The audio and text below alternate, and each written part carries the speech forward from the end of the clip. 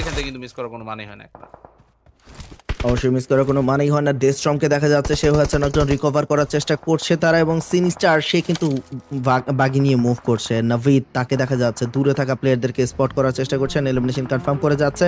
Already 11 elimination point secure করে নিয়েছে and তাদের ফুল টিমটাই কিন্তু এখনো লাইভ রয়েছে ওয়ান স্পোর্টস এর জন্য। এটা একটা সবথেকে বড় স্ট্রং পয়েন্ট। এখন পর্যন্ত জোনটা কিন্তু মুভ করছে and Naruto outside of the zone কিন্তু আটকা পড়ে গিয়েছে। ওয়ান স্পোর্টস কোনোভাবেই তাকে জোনে আসতে দিচ্ছে না নারুটোকে। Naruto outside of the zone eliminate হওয়ার সর্বাত্মক চান্স রয়েছে। Naruto has been taken down by the zone বলা যায়। অ্যান্ড টিম এক্সআরকেএস তারা এখন A1 AR এর সাথে কিন্তু একটা সমস্যা বা ফাইট নিতে চাইবে।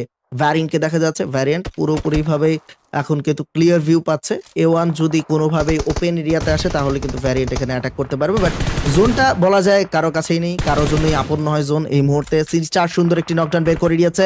D9 তাকে এখন কোনোভাবে ট্রেস করার চেষ্টা কিন্তু করবে। D9 অলরেডি গ্রেনেড থ্রো করে দিয়েছে A1 এর এগেইনস্ট। A1 অ্যারো তারা ক্লোজিং করার চেষ্টা করবে। রাউডির গ্রেনেডে স্কাইফল হয়ে গেছে ডাউন, অ্যান্ড এই মুহূর্তে স্পুকিকে দেখা যাচ্ছে।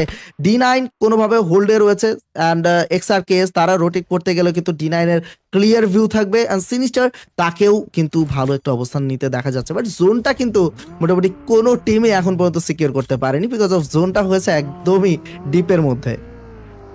অবশ্যই, এবং ডিপের মধ্যে বলতে গেলে একটা মানে কুমিরের হায়ের মতো একটা অবস্থা। এই জায়গাতে যে যেখানেই থাকুক না কেন আলটিমেটলি যে আগে গিয়ে ঢুকবে তারাই এখানে গিয়ে মার খেয়ে যাবে। সো আমার মনে হয় এখান থেকে যে যত লেটে ঢুকতে পারে আলটিমেটলি সেটাই তাদের আপাতত হয়তো প্ল্যান রয়েছে। সো আমরা এখান থেকে আসলে দেখি প্ল্যান তো এখান থেকে করবেন সবাই নিজের মতো, দ্যাটস ট্রু, বাট প্ল্যানটাকে এক্সিকিউট করা এখান থেকে করতে পারে সবচেয়ে ভালো ওয়েতে, সেটা এই মুহূর্তে কিন্তু আমরা জেনে যাবো কিছুক্ষণ মধ্যে। ভিউয়ার্স অলরেডি এখান থেকে আপনারা দেখতে পাচ্ছেন আমাদের মুভিন বার্থডে স্পেশাল স্ক্রিমস।